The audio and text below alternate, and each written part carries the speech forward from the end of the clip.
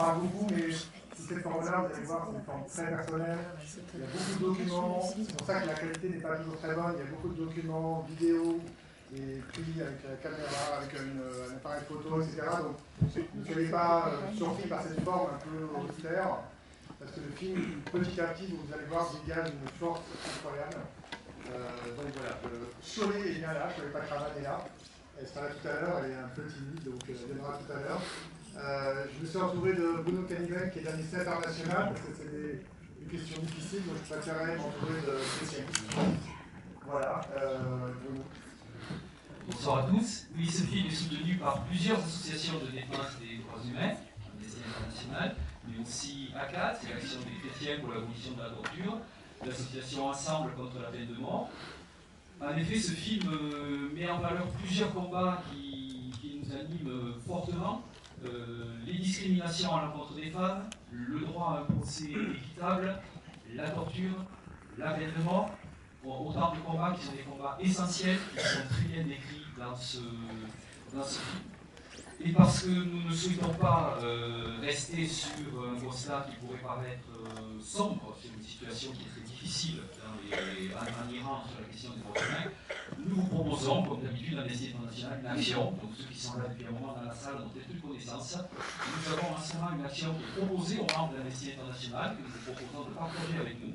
C'est un courrier que nous vous proposons, donc nous en avons fait plusieurs copies, vous pouvez le signer. Il est adressé aux autorités iraniennes pour demander que ne soient pas exécutés tous les manifestants qui ont été condamnés depuis le mois d'octobre 2022 suite à leur participation à des manifestations.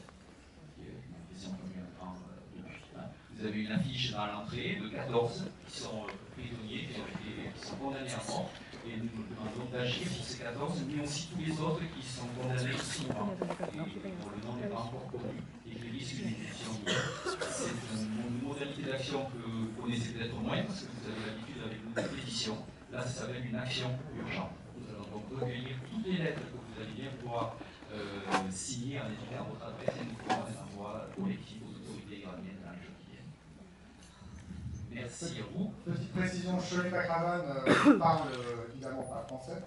Donc il y aura Mariam qui fera la traduction en farsi.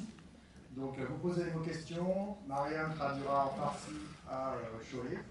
Et Cholet répond en général en anglais, un anglais assez simple, assez basique. Je pense que vous allez comprendre très très bien, mais quand même on vous traduira en anglais, rassurez-vous. Donc il y a toujours ce petit laps de temps entre les questions et les réponses. C'est un peu moins fluide, mais soyez indulgents. Voilà, on vous laisse en compagnie de ce film qui est très fort, donc préparez-vous. Je vous avertis, les 20 premières minutes, c'est un peu compliqué. Voilà. Mais je vous assure, petit à petit, le film gagne en puissance. Je voulais remercier aussi les étudiants de Sciences Po qui sont venus nombreux ce soir. Donc merci à Sciences Po. Je pense que ça va beaucoup vous parler, je pense que vous allez en avoir beaucoup. C'est un sujet qui va vous mobiliser. Voilà. Bonne soirée, à tout à l'heure avec le